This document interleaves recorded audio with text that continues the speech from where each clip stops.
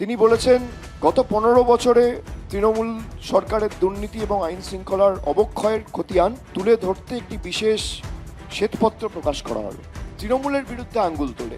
আমার প্রশ্ন তাদেরকে যে আমি আজ থেকে 757 দিন আগে একটা টুইট করেছিলাম, প্রায় 2 বছর আগে, যে আপনারা কত টাকা, এই টুইটের কপি আমি আপনাদের দেখাচ্ছি, এটা অন রেকর্ড রয়েছে, এক্স হ্যান্ডেলে গেলে আপনারা পাবেন, যে এটা আমি করেছিলাম 14ই মার্চ 2024 সালে লোকসভা নির্বাচনের আগে, যে আপনারা গত 5 বছরে কত টাকা দিয়েছে আবাস যোজনায় বা গ্রামীণ সড়ক যোজনায় বা 100 দিনের কাজে, এমজি নারেগায়, তার শ্বেতপত্রটা প্রকাশ করুন।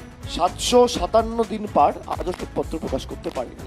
তারা তৃণমূলের কার্যকলাপ নিয়ে প্রশ্ন তোলে। এখানে যারা হোয়াইট পেপারের কথা বলে, যারা দুর্নীতির শ্বেতপত্র প্রকাশ করবে বলে দাবি করেছে, সব থেকে দুর্নীতিগ্রস্ত এলিমেন্ট যারা, এবং খালি বাংলা নয়, দেশের বিভিন্ন প্রান্ততে, যাদের উপর ভুরি ভুরি অভিযোগ, যাদেরকে ইডি সিবিআই ডেকে ঘন্টার পর ঘন্টা ডেকে জিজ্ঞাসাবাদ করেছে, পরের দিন বিজেপিতে গেছে, সব ধোয়া তুলসী পাতা হয়ে গেছে। হিমন্ত বিশ্ব শর্মা থেকে শুরু করে, শুভেন্দু অধিকারী থেকে শুরু করে, নারায়ণ রানে থেকে শুরু করে, অজিত পাওয়ার, সে হয়তো আজকে আমাদের মধ্যে নেই, কিন্তু তিনিও তো গেছেন বিজেপিতে। এরকম ভুরি ভুরি উদাহরণ, একের পর এক উদাহরণ আমাদের সকলের কাছে রয়েছে। যাদের বিরুদ্ধে আপনি বলছেন দুর্নীতির শ্বেতপত্র প্রকাশ করবেন, সব থেকে দুর্নীতিগ্রস্তগুলো তো আপনার পাশে বসে আছে।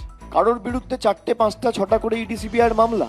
আপনি শ্বেতপত্র ছেড়ে দিন, যাদের বিরুদ্ধে জনসমক্ষে প্রুফ রয়েছে, আপনারা তাদেরকে নিয়ে দুর্নীতির বিরুদ্ধে লড়াই করবেন। শুভেন্দু অধিকারীকে নিয়ে, হিমন্ত বিশ্ব শর্মাকে নিয়ে, পেমা খান্ডুকে নিয়ে, যার বিরুদ্ধে সুপ্রিম কোর্ট অর্ডার দিয়েছে 1250 কোটি টাকার দুর্নীতি হয়েছে, বিজেপির মুখ্যমন্ত্রী নারায়ণ রানে, এদেরকে নিয়ে আপনারা দুর্নীতির বিরুদ্ধে লড়াই করবেন। এগুলো লোক হাসানো।